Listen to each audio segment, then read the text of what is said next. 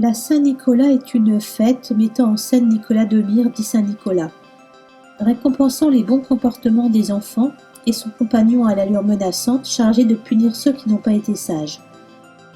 C'est une tradition vivace dans plusieurs pays européens qui se déroule le 6 décembre ou le 19 décembre pour l'Église orthodoxe utilisant le calendrier julien. Saint-Nicolas est fêté notamment aux Pays-Bas, en Belgique, au Luxembourg, en France, en Allemagne, en Russie, en Autriche, en Italie, en Croatie, en Slovénie, en Hongrie, en Pologne, en République tchèque, en Lituanie, en Roumanie, en Bulgarie, en Ukraine, en Slovaquie, en Serbie, en Albanie, en Grèce, à Chypre et dans certains cantons suisses.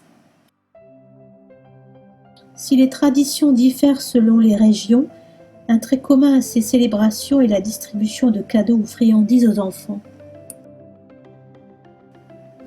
Saint Nicolas est né au IIIe siècle en 270 à Patara, situé en Lycie qui est maintenant le sud de la Turquie.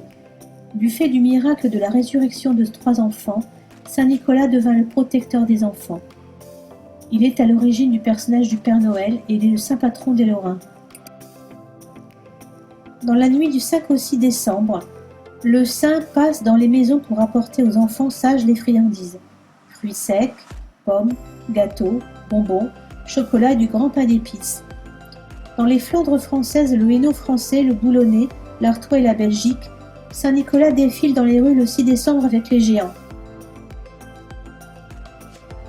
Le 5 décembre, veille de la fête de Saint Nicolas, le patron des enfants, les écoliers nommaient parmi eux un évêque.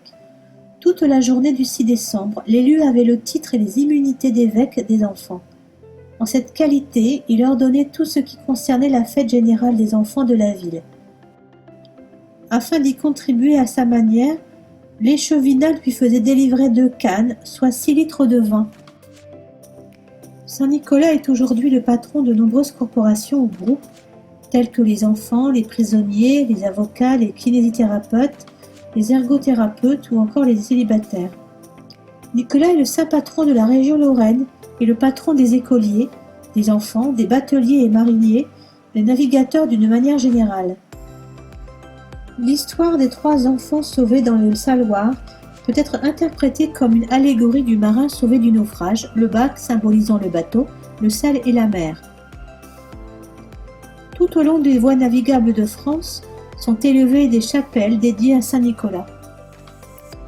La légende du Saint Nicolas raconte que dans la région Lorraine, entre Nancy et Metz, l'hiver approchant, 3 enfants partis glaner dans les champs se perdirent sur le chemin du retour. Attirés par la lumière filtrant des fenêtres d'une maison, ils s'approchèrent et frappèrent à la porte. L'homme qui leur ouvrit, Pierre Lenoir, Peter Schwartz dans la culture germanique, boucher de son état, accepta de leur donner l'hospitalité pour la nuit. En fait, sitôt les enfants entraient, il les tua, puis à l'aide de son grand couteau les coupa en petits morceaux pour finalement les mettre dans son saloir, un grand baquet empli de sel, afin d'en faire du petit salé. Saint Nicolas, chevauchant son âne, vint à passer par là et frappa à son tour à la porte du boucher. L'homme, n'osant pas rejeter un évêque, le convia à dîner. Son invité lui demandant du petit salé, le boucher comprit qu'il était découvert et pris au piège avoua tout. Le saint homme étendit alors 3 doigts au-dessus du tonneau de petit salé, reconstituant et ressuscitant ainsi les 3 enfants.